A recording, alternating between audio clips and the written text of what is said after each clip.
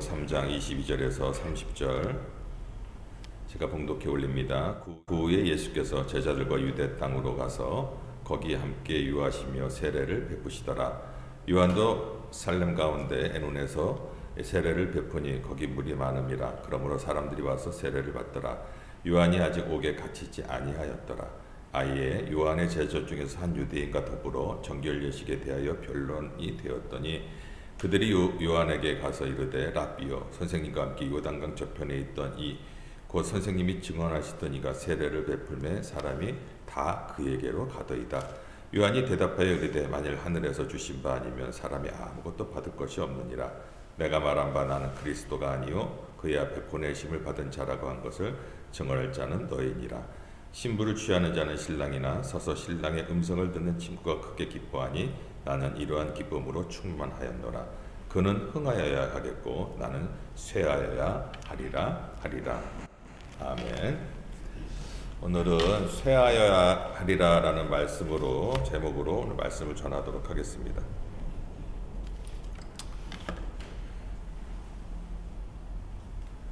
여러 가지 일이 많네요. 오늘 이거 파워포인트도 다 해갖고 왔는데 다른 걸 갖고 왔고 그래서 지금 막 만들었고 프린터기도 아침에 또 갑자기 안 돼갖고 주보를 만들어야 되는데 또 다른 프린터기를 갖다 놨는데도 불구하고 또 안 되고 여러 가지 아침에 일이 많았는데 전도사님 말씀대로 큰 은혜를 주시려고 그런가 보다 그렇게 생각을 합니다. 좀 양해를 부탁드리고 우리 또 영상으로 영상으로 설교를 보시는 분들은 2주 동안 설교 영상이 못 올라갔는데 그 전전주는 야외 예배를 갖고 그 다음에 그 전주는 우리 선교사님이 말씀을 전해줬는데 녹화가 좀 덜 됐어요. 양해를 부탁드리고 오늘 말씀을 통해서 서로 은혜 받았으면 좋겠습니다.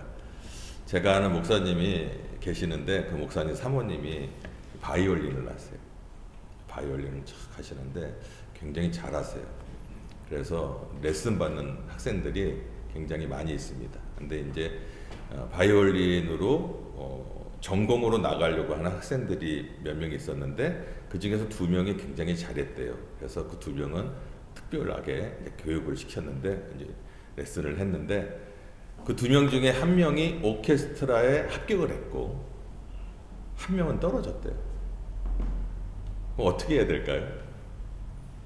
또 좀 같이 연습도 하고 했으니까 축하해 줘야 되면 그게 돼야 되지 않을까요?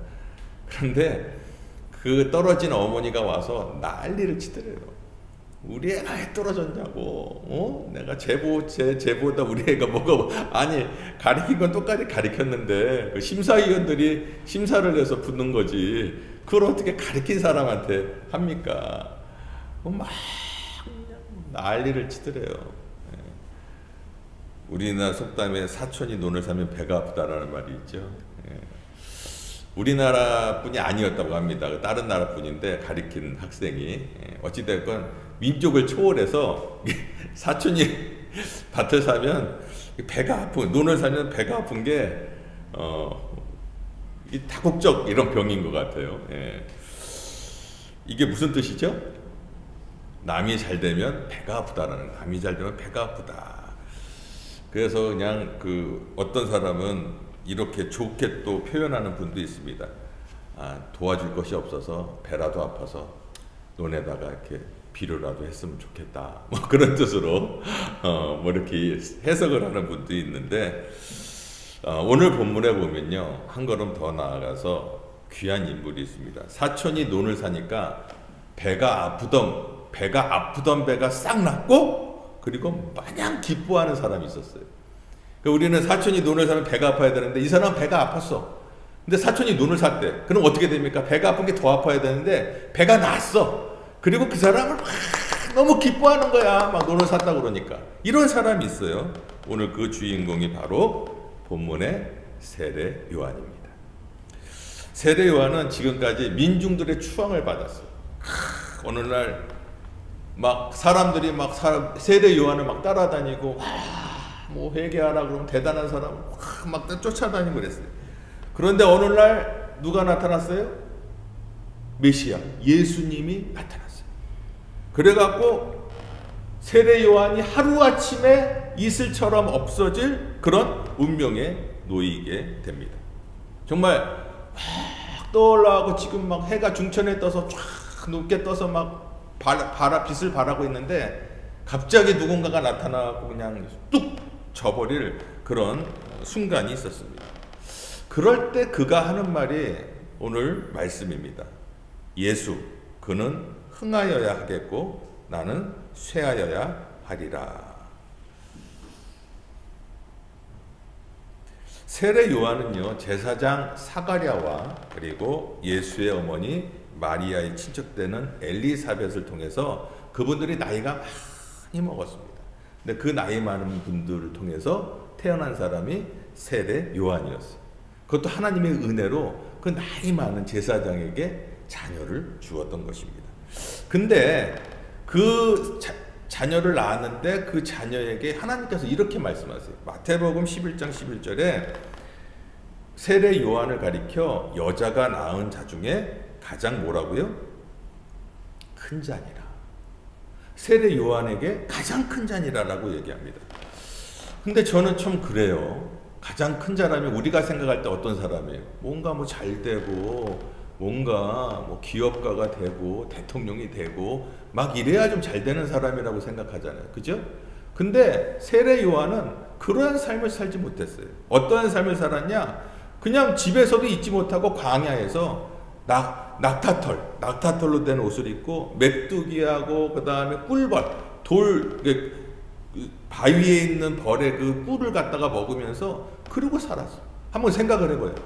낙타털 옷을 입고, 메뚜기 잡아먹고, 그 돌에 있는 꿀 찍어 먹으면서 회개하라. 꿀을 한번 봐봐요. 그림을 한번 그려봐. 어떻겠어요? 꼬락서니까 좀 별로 안 좋았겠죠. 그리고 나서 회개하라 복음을 외치다가 30대 초반 나이에 그만 죽어버렸어요. 그것도 헤롯 왕이, 그 당시에 헤롯 왕이 있는데 헤롯 왕이 자기 형의 아내, 형수랑 바람이 난 거예요. 형수를 자기 첩으로 데려온 거예요. 부도덕하잖아요. 그걸 뭐라고 그랬어? 아니 헤롯 왕이시여, 어떻게 해서 자기 형의 그 아내를 갖다가 취합니까? 그랬더니 이 헤로디아라는 여자가 이게 머리가 아주 간사스러운 여자. 그래갖고 막 헤롯 왕한테 제발 저걸 잡아 죽여주세요. 막 이렇게 해갖고 어떻게 돼서 헤롯 왕이 깜빡 넘어가갖고 세례 요한의 뭐예요? 목을 탁 친 다음에 쟁반에다가 탁 담아줘. 네가 원했지? 자, 죽여서 왔다. 끔찍한 일 아닙니까? 예? 이렇게 인생을 살다 간 게 누구예요? 세례 요한이었어요. 근데 그를 보고 여자가 낳은 자 중에 가장 큰 자다. 이리 얘기를 합니다. 왜 그렇게 얘기하셨고 참 세례 요한이 또 왜 그렇게 구속사에 있어서 굉장히 중요한 인물인지를 한번 말씀을 통해서 알아보고자 합니다. 오늘 24절에 보면 요한이 아직 옥에 갇히지 아니하였더라. 이거는 구속사 쪽에서 굉장히 중요한 건데요. 요한은 구약의 마지막 뭐죠? 선지자예요. 선지자라는 것은 메시아가 오실 것을 선포하는 사람을 선지자라고 합니다. 근데 구약의 마지막 선지자가 누구요? 세례 요한이에요.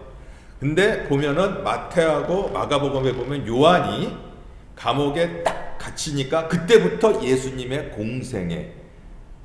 공생애가 예수님의 그 메시아의 사역이 시작이 됩니다. 그러니까 이제는 뭐예요? 구약의 선지자는 끝난 시대고 이제 새로운 구약은 끝나고 새로운 복음 신약의 시대가 돌아오게 된 게 바로 그 분기점이라는 거예요. 그 분기점에 누가 있어요? 바로 세례 요한이 있다는 거예요. 이 미묘한 시기에 사탄은 그 모습을 그냥 두고 보고 있지만은 않았습니다. 예수님의 메시아의 사역이 시작되니까 이걸 어떻게 하든지 못하게 하려고, 어떻게 하든지 흠을 잡으려고 예수님의 제자와 세례 요한의 제자를 막 서로 이간질시키고 예수님과 세례 요한을 이간질시켜서 그 예수님의 사역에 타격을 입히겠다. 도덕적으로 그 명예를 손상을 입히겠다. 막 이렇게 사탄은 계획을 했었다는 거예요. 그래서 세례 요한과 예수님의 제자들 사이에 막 분쟁을 일으켜서 상처를 주고 그들을 망가뜨려 버리겠다. 이것이 사탄의 작전이었습니다. 여러분, 이것이 그때만의 작전이었을까요? 아니에요. 사탄은 지금도 어떻게 하든지 무너뜨리려고 합니다. 교회가 어떤 시점이 되면 자꾸 분란이 일어나고 시끄럽고 혼란스럽습니다. 왜냐하면 그거는 사탄의 전략이기 때문에 그렇습니다. 직장에서도 그렇고 가정에서도 그렇고 사업터에서도 그렇습니다. 하나님의 일을 해보려고 하는데 하면 자꾸 갈등이 일어나고 자꾸 시기가 일어나고 엉뚱한 일이 생기곤 합니다. 그러므로 여러분, 주님의 일을 하려고 할 때 자꾸 뭔가가 문제가 생기고 시험거리가 생기면 내가 굉장히 중요한 분기점에 와 있구나라는 것을 우리가 생각을 하고 하나님 앞에 더 나아가야 돼. 그래서 지혜를 얻어서 이 어려운 일을 잘 해결해 나아가야 합니다. 오늘 보니까 세례 요한의 인기가 하늘을 찔러요. 예? BTS보다 더 찔러. 예? 우리 다 알지? BTS? 우리 친구들 BTS도 이거 좀 너무 거룩하게 살고 있나 보다. 예. BTS 뭐 이렇게 있잖아. 막 이렇게. 막 BTS가 인기가 하늘 찌르잖아. 근데 BTS보다 더 인기가 있는 사람이 세례 요한이었어. 시대를 쪼개고 민중들의 가슴을 후련하게 했던 그 메시지. 유대인들의 심금을 파고드는 그런 메시지가 세례 요한의 말씀이었습니다. 회개하라! 천국이 가까웠느니라. 이렇게 외치니까 수많은 사람들이 몰려 나와서 회개하고 세례 요한에게 세례를 받더라. 이 정신적 지주였어요. 그래서 세례 요한에 대해서 일거수일투족 굉장히 아주 그냥 뭐 관심의 대상이었어요. 지금 말로 말하면요, 신문에 그냥 대서특필 매일 아침마다 딱 나오는 건 세례 요한이 뭐하고 이런 대서특필처럼 아주 관심이 집중됐어요. 바로 이때 누가 나타났냐? 예수님이라는 분이 나타났어요. 예수님이 나타나서 뭐라고 얘기해요? 별 똑같은 말 했어요. 하나님 나라가 가까웠으니 회개하라. 이렇게 예수님이 외쳤어요. 복음을 믿으라. 천국이 가까웠느니라. 더군다나 이 세례 요한만이 세례를 줄 수 있다고 그때 당시에 사람들은 생각했는데 예수님이 와서 회개하라는 똑같은 복음을 전하고 똑같이 세례를 주었습니다. 그래서 사람들이 이걸 놓고 비교하는 거예요. 결례를 대해서 변론이 있었다. 누가 진짜냐? 야, 세례 요한의 세례가 진짜냐? 예수님의 세례가 진짜냐? 막 변론이 있었던 거예요. 그때 누구의 완승으로 끝날까요? 그냥 한판승으로 끝났어요. 26절에 보면 사람들이 다 어디로 가요? 예수님께 가더라. 완전히 끝나버렸어요. 그러자 이제 막 요한의 제자들을 막 부활에도 가게 합니다. 부활을 뒀죠. 너의 스승의 시대는 끝났다. 메시지도 세례도 너희 선생의 세례와 너희 선생의 메시지는 그거는 오리지널이 아니다. 그러면서 그러니까는 예수한테 다 물려가지 않냐. 막 이런 얘기를 세례 요한의 제자들에게 하니까 세례 요한의 제자들이 어떨까요? 부하가 치민 거예요. 그래갖고 세례 요한에게 막 갔어요. 선생님이요! 이게 어떻게 된 일입니까? 선생님이 그렇게 외치고 예수님을 존중해주고 그의 제자들을 존중해줬는데 저 사람들은 우리에게 그렇게 존중도 안 하고 사람들이 절로 다 따라가는데 이거 어떻게 된 겁니까? 예? 그거 이렇게 얘기하는 거예요. 선배로 말하면 세례 요한이 선배인데 그렇지 않습니까? 사역을 해도 질서가 있어야 되는 건데 이거 뭐 질서 없이 이렇게 해도 되는 겁니까? 화가 난 거예요, 화가. 무슨 조치라도 하고 항의라도 해야 되는 거 아닙니까? 막 그러는데 지금은 세례 요한의 제자들이 세례 요한을 충동질하죠. 가갖고 막 이거 어떻게 해야 되는 거 아닙니까? 막 충동질을 하는 거예요. 여러분, 그 충동질이 과연 세례 요한의 제자들이 하는 충동질일까요? 아니요. 바로 이 사탄의 전략이에요. 사탄을 세례 요한의 제자들 통해서 세례 요한을 충동질을 내서 어떻게 하든지 예수님과의 관계를 무너뜨리려고 그러는 거예요. 우리가 그런 영적인 것을 잘 깨달아야 됩니다.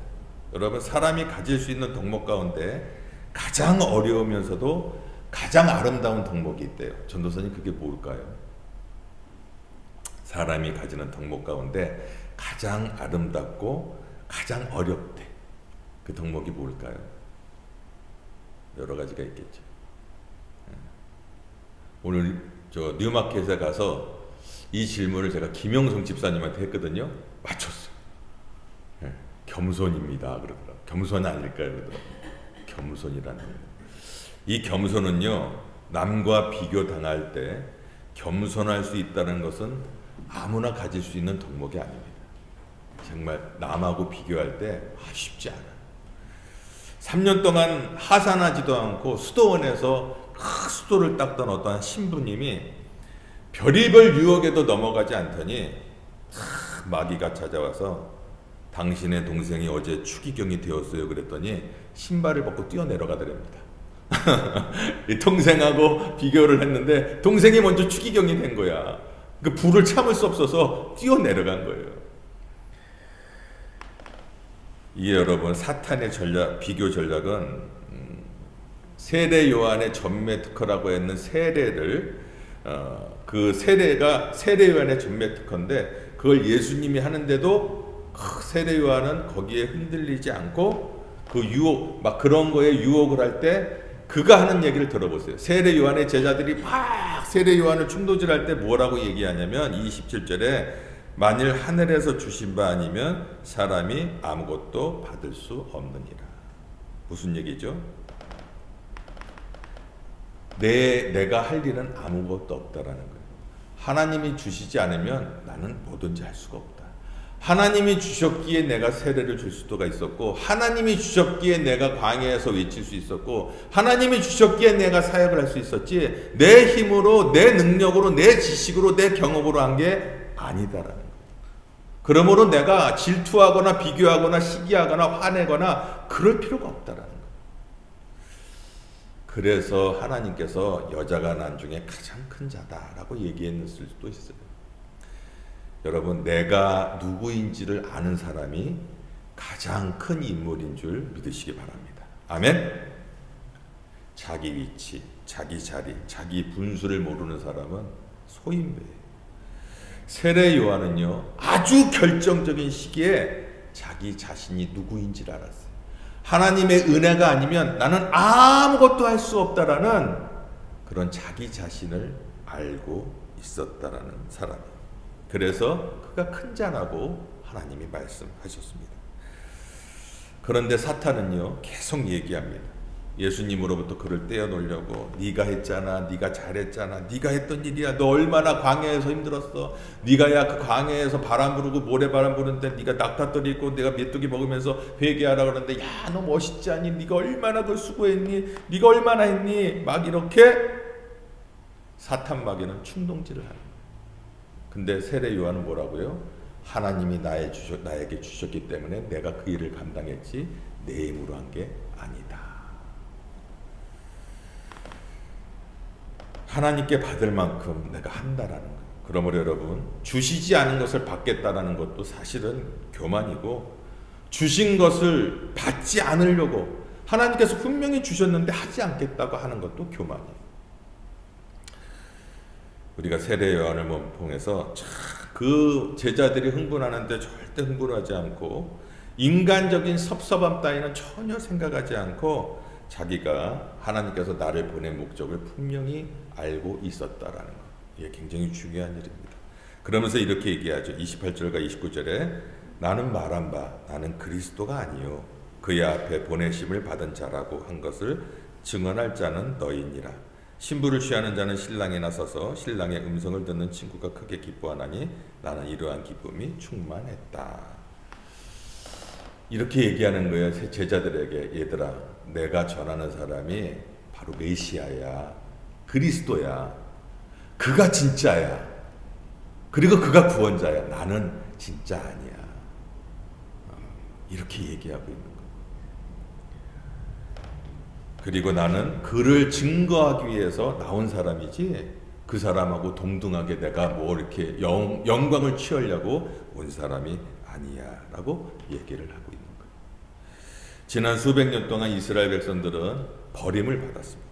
이제 신랑이 그 여인을 찾으러 왔어요. 신랑이 누구죠?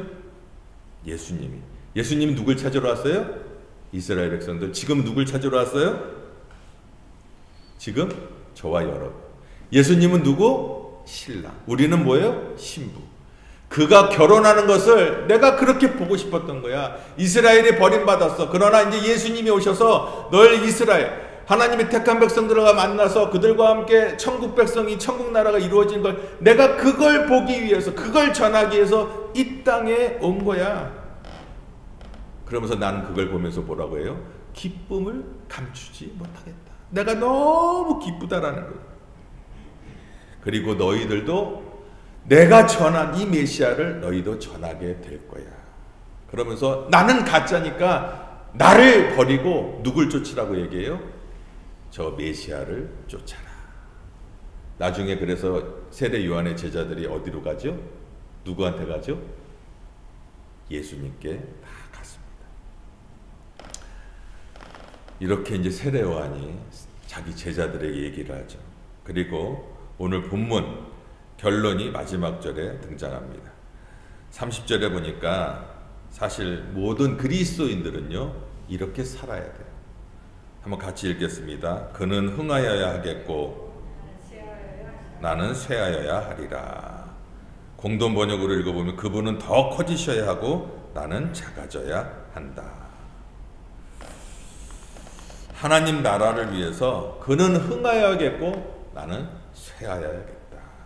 이것이 모든 신앙인의 인생이에요. 오늘 교회 안에도 두 종류의 사람이 있습니다. 첫째는 예수님의 이름을 빌려서 끝없이 자기가 흥해보겠다는 사람. 예수님의 이름을 빌려서 자기 이름이 늘어나고 자기 모습이 드러나고 자꾸 이런 사람들이 있습니다. 그러나 두 번째는 세례 요한처럼 예수님을 높이기 위해서 자꾸 자기는 낮아지는 그런 두 종류의 사람이 있습니다. 여러분은 어떤 사람이 되고 싶으세요? 온유는 어떤 사람이 되고 싶어?